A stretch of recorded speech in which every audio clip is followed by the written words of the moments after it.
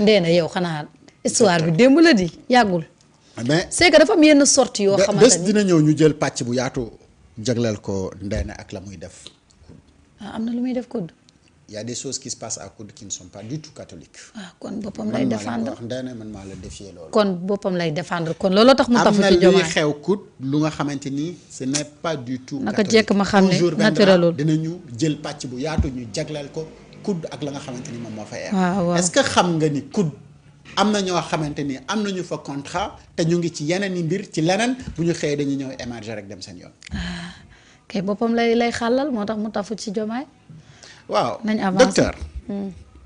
man bés dinañu ñëw wax ci gestion diggante bi nag on t'invite à corriger entre-temps parce que le jubal jubanti moom moo exiger kenn ku si nekk fa nga nekk si le jubal jubanti mais lan mooy parcours politique gu docteur Ndeena Mbodj. am na parcours politique. waaw man maa ngi koy soog a xam ba mu nekkee fan la fii bokkoon non militant PDS la. moom nañu avancé waaw.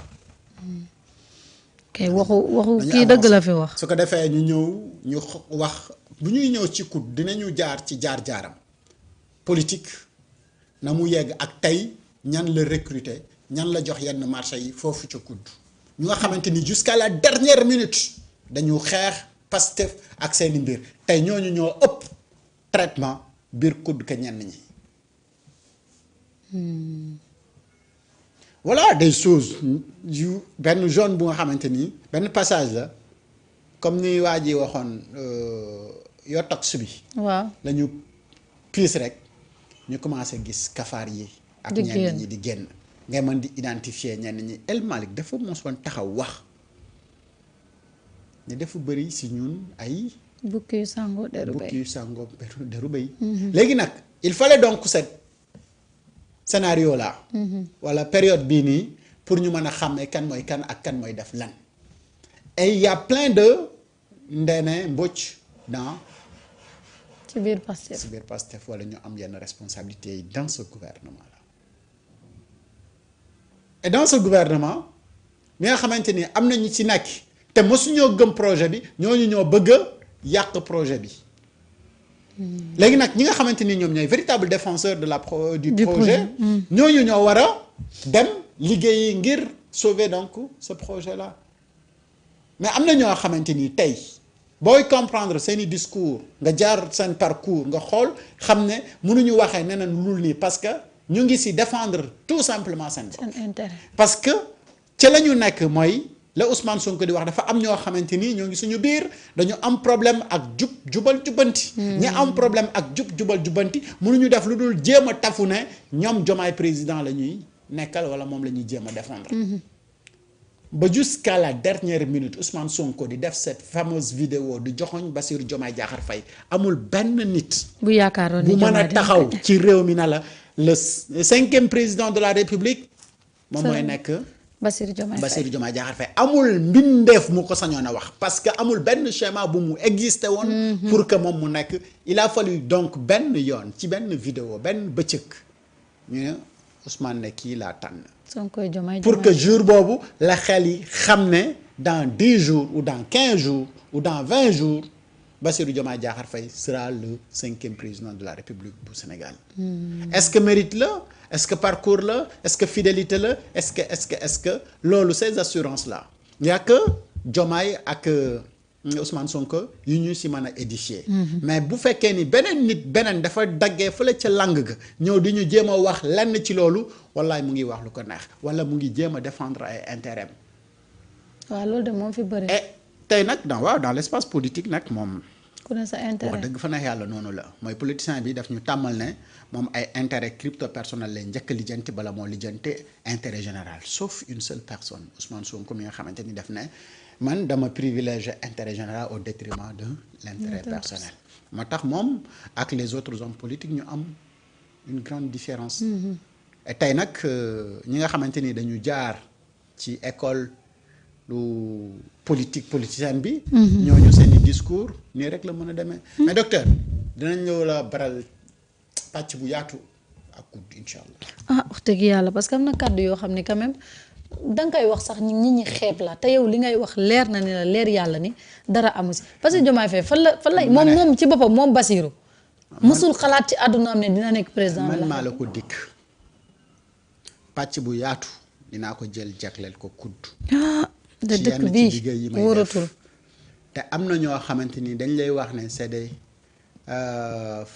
c'est-à-dire patriote ci am bi. ñooñu sax ñu ngay jëfin yu bon ca biir projet bi la koy yàq ci la ñu nekk. te pourtant nag dañuy wax ne ñoom dañu xeex pour le projet. ñoom it pàcc boobu bu ñu ciy ñëw benn jour incha allah nañ leen indil lépp ñu bëcc ko ci table bi ñoo xam ne mbir yi c'est du jubal ak jubanti bu fekkee ni da ngeen am problème jub ak jubal jubanti ngeen wax Ousmane ñun dañu am problème jub ak jubal jubanti te yow ci loolu nga nekk donc ñun mënuñu nekk ñi nga xamante ni dañuy accompagner le projet ngeen taxaw xaar ngeen seetaan projet bi yegg waaye du ngeen dugg mukk pour yàq projet bi. déedéet war a am fulla rek bañ ko nangu alors comme niñ ko annoncé ci ndorteel li tey jii le président de la République ak son premier ministre Ousmane Sonko am yeneen personnalité yoo xam ne ñu ngi fa mu di journée bi nga xam ne moom la ñu jagleel la diaspora parce que nag ci kàddu yi le président mu ngi naan diaspora bi dañu bokk ci ñi nga xam ne ñoom ñooy dooleel Sénégal ci ñi nga xam ne ñoom ñoo mën a suqali quand même ce Sénégal yàgg nañ di toog fii suñu plateau di plaider la diaspora di wax ni cité boo xamante ni c'est pour la diaspora ñoom dañ ko war a am bu ñu demee nag ba nga xam ne yooyu yëpp ñu ngi koy bàyyi xel day wane ni tam am na taxawaay boo xam ne ce nouveau régime pare nañu ngir fexe jàppale la diaspora bi nga xam ne ñoom itam buñ ñu jàppalee suñu réew mi dox. évidemment maa ngi nuyu bu baax Sala Camara. Sala Camara waaw ça fait longtemps gisuñu ko. waaw ki may laaj ani doyen Samba yaram bee neexul mais mi ngi si jàmm. non doyen dañ ko tere lekk ginaar. temps yi ruy lay naan. comme dañ ko tere lekk ginaar. waaw ba tax bu dee comme mënul lekk ginaar daal mënul wax. mais incha allah il sera là demain. bu neexee suñu borom alors. dafa am loo xamante ni président de la république daf ko jëloon ni dogal ci conseil des ministres ne dinañu tànn benn jour. ñu déjee ko à la diaspora ñu jàppoon bisu tay bi le 17. mais loolu dafa fekk ne le premier ministre yàgg ci liggéey. ndax aussi Pastef tey bu ñëwee au pouvoir parce que dafa am benn taxawaay boo xamante ni diaspora bi daf ko ci am. surtout et au-delà de Pastef. économie bu Sénégal diaspora bi dafa am lu nga xamante ni daf ko ci def diaspora bi bu ñu xëyulee yónnee. am na kër yoo xamante ni du ñu dépense. diaspora bi bu ñu yónneewulee am na ñoo xamante ni du ñu fay location. diaspora bi bu ñu yónneewulee am na ñu nga xamante du ñu fay courant. diaspora bi bu ñu yónneewulee am na ñu nga xamante du ñu tabaski. diaspora bi bu ñu yónneewulee am na ñu nga xamante ni du ñu korité. diaspora bi bu ñu yónneewulee am na ñu nga xamante du ñu noyelu. diaspora bi bu ñu yónneewulee am na ñu nga xam ne duñu feetu fin d'année. diaspora bi bu ñu yónneewulee am na ñu nga xam ne duñu solu. diaspora bi bu ñu yónneewulee am na ñu nga xamante ni duñu am crédit bu ñu woote. diaspora bi bu ñu yónneewulee am na ñu nga xam ne duñu connecté wu. diaspora bi bu ñu yónneewulee am na ñu nga xam ne duñu seetaan télé et cetera et cetera. alors donc ce rôle déterminant bi nga xamante ni moom la diaspora bi du jouer dans l'économie du pays dafa jot ñu delloo leen njukkal. et delloo njukkal boobu nag processus la bu nga xamante ni ça a commencé depuis très longtemps mooy que ni les états du Sénégal ñu ngi commencé de reconnaître que ni diaspora bi dafa am benn rôle bu déterminant bu nga xamante ni dañ koy jouer au-delà de l'économie bi ñuy participer pour ce pays là parce que ñu ngi lay wax ne ci yenn lii rek ay milliards la ñuy dugal ci réew mi en termes d'économie mais tey cette révolution bu fekkee ni Pastef réussir na ko dafa am taxawaay bu nga xamante ni les Sénégalais de l'extérieur dañ ko am mooy que ni la diaspora dafa porter donc ce combat là pour éveiller la conscience et xamal nit ñi également ce fameux projet bi nga xamante ni moom la Pastef yor ana fan la mën a dem ba yegg ndax xar-xaram bi ñuy gis ci dëkk yu wuutee ñoom yi ñu nekk ci àdduna mais xar-xaram boobu noonu le projet Pastef di décrire et tey képp kuy sénégalais ak réew moom mënti nekk bëgg nga un jour sa réew également mel wala tolloog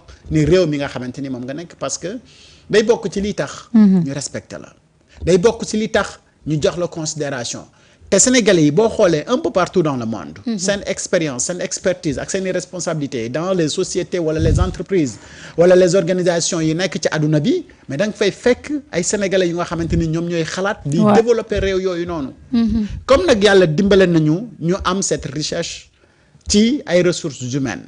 mais bu fekkee ni dañu am ay politiciens yi nga xamante ne amuñu une volonté de